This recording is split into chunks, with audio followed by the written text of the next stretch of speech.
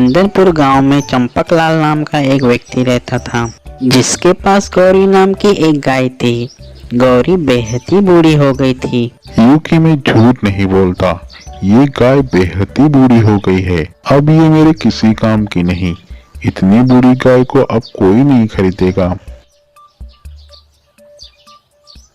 ये चपलगंजू हमेशा मुझसे कहता था कि मैं तुम्हारे मरते दम तक ख्याल रखूंगा, और अब मैं बूढ़ी हो गई हूँ तो ऐसी बातें कर रहा है। मुंह खोलते ही झूठ बोलता है और हमेशा कहता रहता है कि झूठ नहीं बोलता।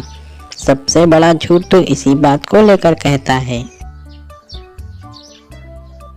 ये गाय अब मेरे किसी काम की नहीं। मैं कल ही इसे जंगल छोड़ दूंगा।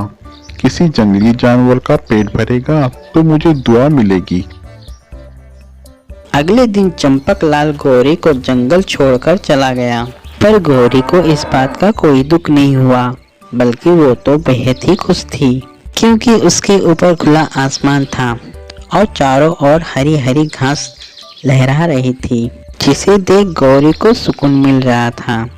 अब मैं अपना बुढ़ापा सुकून से जी पाऊंगी, मुझ पर अब किसी की बंदिश नहीं। इतना कहते हुए गौरी हरी हरी घास खाने लगी। इस तरह समय बीतता गया और समय के साथ साथ गौरी की हालत और स्वास्थ्य में सुधार होने लगी। उसी जंगल में लोमड़ और लोमड़ी का जोड़ा रहता था, जो छोटे छोटे जानवरों का शिकार करके अपना गुजारा करते थे। एक दिन गौरी टहलते हुए लोमड़ के इलाके में आ गई। लोमड़ी की नजर गौरी पे पड़ी। उसने आवाज देकर लोमड़ को बाहर बुलाया और बोली, देखो, आज भगवान ने हमें स्वादिष्ट तोहफा भेजा है। सपना देखना छोड़ दो भाग्यवान। उसका मांस कितना भी स्वादिष्ट हो, हमें क्या लेना देना उससे। तुम तो एक नंबर के नमूने हो।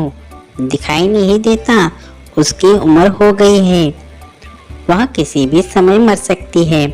हमें बस उसके मरने का इंतजार करना होगा। उसके मरते ही हम उसके घसीटते हुए अपनी गुफा में ले आएंगे। भाग्यवान, लालच छोड़ो, उसका आकार देखो। उसकी एक लात लगती ही हमारी बत्ती सी बाहर निकल आएगी। तुम तो एक नंबर के भोंदू हो। हाथ आए मौके को ऐसे ही गंवाना चाहते हो। तुम्हें मेरे साथ चलना होगा। मैं अकेली कितना खींच पाऊंगी। लोमड़ी की जिद के सामने लोमड़ की एक न चली। दोनों गौरी का पीछा करने लगे। लोमड़ और लोमड़ी को अपने पीछे चलते देख गौरी को उनके गलत इरादों का एहसास होने लगा। लोमड़ ने बार बार लोमड़ी को समझाने की कोशिश की। अरे भाग्यवान, चलो घर चलते हैं। हम चूहे और खरगोश खाकर खुश रहते हैं। पर लोमड़ी की अकल में तो पर्दा पड़ा था। लोमड़ की बात ना मानकर वह गौरी के करीब गई। अपने करीब लोमड़ी को आते देख गौरी ने लोमड़ी को जोरदार लात मारा। हाय हाय रे, मैं मर गई। इस कमबख्त गाय ने तो मेरी कमर तोड़ दी। बूढ़ी देखकर कमजोर समझी क्या? आ गया स्वाद। मैंने तो तुम्हें पहले ही कहा था, गाय से पंगा लेना महंगा पड़ेगा, पर तुम औरतों को तो अपनी ही चलानी है। ऊपर वाला जब दिमाग बांट रहा था, तुम औरतें उसमें भी क्वालिटी ढूंढ रही थी। हाँ तो दोस्तों, कैसी लगी कहानी? हमारी कहानी अच्छी लगी हो तो हमारे चैनल को लाइक और सब्सक्राइब करना ना भूलें। धन्यवाद।